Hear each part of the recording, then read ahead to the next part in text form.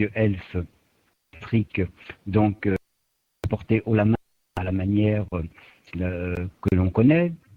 Ensuite, il y a eu le Bongo, donc, qui vient aussi d'emporter des élections, semble.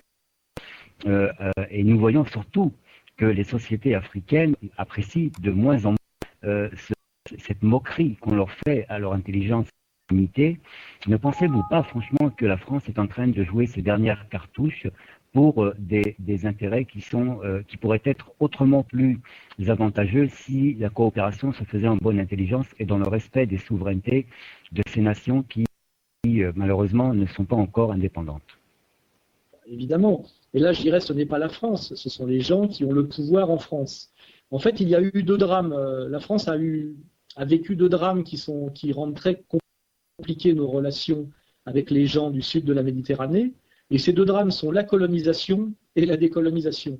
La colonisation, parce que nous, Français, contrairement aux Anglais, n'avons pas colonisé au nom de la grandeur du roi d'Angleterre, mais au nom de valeurs universalistes d'émancipation.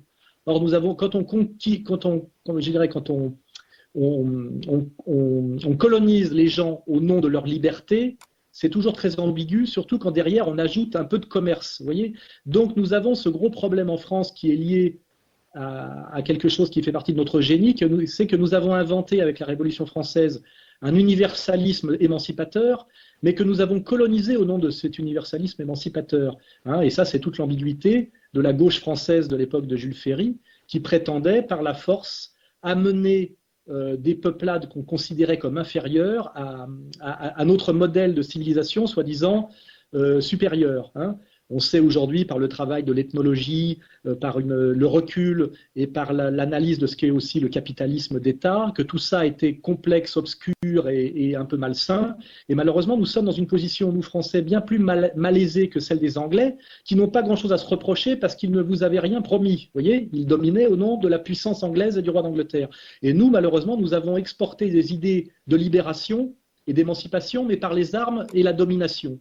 Et nous sommes aujourd'hui, nous payons ce double langage, cette ambiguïté, mais pour autant, il y a quand même quelque chose dans l'universalisme français dont nous devons être fiers, car je crois que sans l'universalisme français, sans Jean-Jacques Rousseau, il n'y aurait peut-être pas eu le FLN. Donc c'est très ambigu tout ça. Et si on continue, donc le premier drame, c'est cette ambiguïté de la colonisation française qui prétend asservir les peuples pour les libérer, ou vice-versa, donc cette ambiguïté constitutive de la, comment dirais-je, du colonialisme français. Et deuxièmement, il y a eu un deuxième mensonge et une deuxième ambiguïté qui est la décolonisation. On a fait croire en réalité que les peuples devenaient souverains, alors qu'en réalité la décolonisation, c'est la continuation de l'exploitation économique sans les écoles et sans les routes, qui étaient en réalité le don que devait faire l'universalisme français qui se sentait supérieur et tout puissant.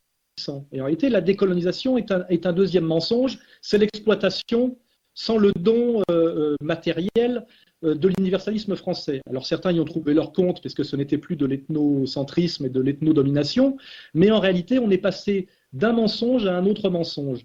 Et cette situation est tellement complexe, et tellement laide, et tellement sale, qu'effectivement, c'est totalement inextricable. Ce qui est certain aujourd'hui, c'est que le problème se résoudra par l'évolution géopolitique, c'est qu'aujourd'hui, la France n'a plus les moyens de sa domination. Et donc, de toute façon, on voit bien qu'en Afrique, les Américains nous ont chassés d'Afrique une fois que les Russes ne pouvaient plus comment dirais-je, être un contrepoids pour eux, puisque nous étions en Afrique encore il y a 20 ans, à cause de l'idéologie du ni-ni, c'est-à-dire que ni les Américains ni les Russes ne voulant se battre en Afrique, ils avaient accepté l'un et l'autre que nous y soyons encore. Depuis que les Russes se sont écroulés, les Américains nous ont chassés en été d'Afrique et du monde arabe, et ils sont en train d'en être chassés par les Chinois, qui ont des moyens d'investissement et qui n'ont pas de passif colonial. Et donc aujourd'hui, finalement, toutes ces immoralités, ces ambiguïtés de la colonisation française, où Jaurès se mêlait au commerce et au fusil, et où finalement la décolonisation s'appelle elfe et totale, va être finalement réglée non pas par des grandes phrases ou de l'idéologie, mais simplement par le fait que la puissance aujourd'hui se déplace vers l'Eurasie et qu'aujourd'hui ceux qui ont les moyens de dealer avec l'Afrique et de leur proposer quelque chose, c'est plutôt les Chinois, et que nous, notre avenir en Afrique de puissance dominatrice et commerçante est en train de disparaître, et que peut-être d'ailleurs, une fois qu'elle aura disparu, nous pourrions renouer sur le plan culturel, parce que je crois, moi, que sur le plan culturel, il y a quelque chose qui s'appelle l'espace francophone, où nous avons beaucoup en commun et beaucoup à échanger au nom de la francophonie et au nom de l'histoire de la Mare Nostrum, c'est-à-dire de la Méditerranée. Mais effectivement, il faudrait pour ça que nous nous débarrassions de toutes ces histoires ambiguës, mensongères et commerçantes. Et je vous le ferai d'ailleurs remarquer que l'immense majorité du peuple de France n'y est pour rien. Elf, ce n'est pas la France. Et la colonisation du 19e siècle, ce n'est pas la France d'aujourd'hui. Donc moi, je suis bien tout à fait d'accord pour faire un bilan très critique de toute l'histoire coloniale et de toute l'histoire post-coloniale, mais je dis qu'il ne faut pas que ce soit un argument politicien de certains États du Sud dans des luttes, etc. Et si j'admets toutes ces critiques, je m'inscris totalement en faux par rapport à la stratégie des indigènes de la République, qui consiste à maintenir, finalement, au nom de la colonisation, de la haine entre les Français de souche et les Français d'origine maghrébine, qui sont des Français à part entière et dont le problème aujourd'hui est de réussir leur vie en France et non pas de reprocher à des Français qui n'y sont pour rien car ils sont nés dans les années 60 et ils vivent en France, souvent dans la difficulté, un passé colonial que nous devons tous dépasser, c'est-à-dire dépasser sur le plan politique et politicien pour en faire un sujet intéressant de critique historique. Voilà. Donc moi j'admets toutes les critiques du colonialisme français, mais je n'aime pas quand c'est manipulé pour créer des haines communautaires en France.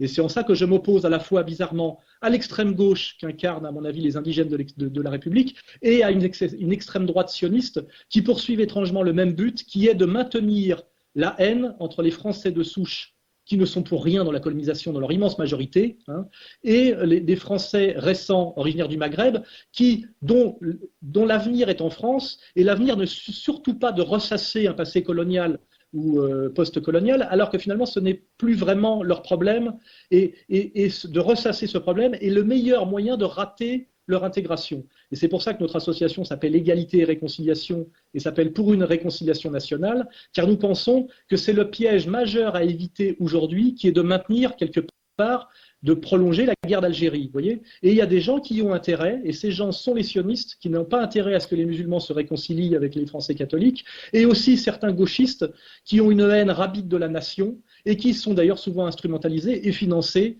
par le grand capital, qui poursuit les mêmes buts que les sionistes. Et ça, il suffit de lire la révolution bolchevique, par exemple, analysée par Solzhenitsyn dans 2 siècles ensemble, pour comprendre de quoi je parle, et simplement, en France, s'intéresser au financement de l'extrême gauche française, notamment de la LCR ou du NPA, pour comprendre ces stratégies triangulaires très perverses et les pièges dans lesquels nous ne devons tomber ni les uns ni les autres, c'est-à-dire ni les Français de souche nationalistes comme moi, qui ne doivent pas diaboliser les musulmans et empêcher, par une diabolisation idiote, l'intégration des Français musulmans, car il faut que cette intégration réussisse pour que la France soit belle, grande et forte. Et de l'autre côté, il faut que les Français de confession musulmane issus de notre ancien empire colonial comprennent que la haine du Français de souche pour un colonialisme mythifié aussi et dont les Français actuels ne sont pas responsables est la pire chose qui peut leur arriver pour empêcher leur intégration en France et cette réconciliation qui est nécessaire. Et l'exemple que je cite toujours est l'exemple des Sino-Vietnamiens. Les Sino-Vietnamiens en France ont un passé colonial exactement identique à celui du Maghreb. Ils ne jouent jamais la carte de la repentance, de l'insulte et des réparations.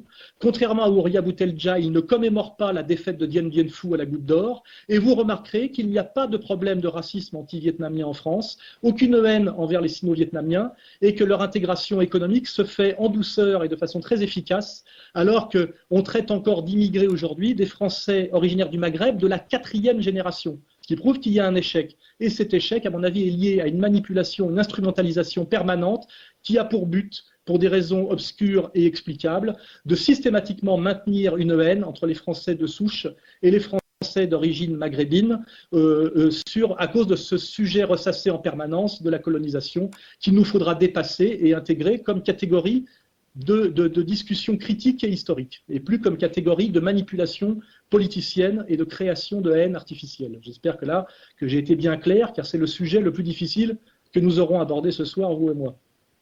Certainement.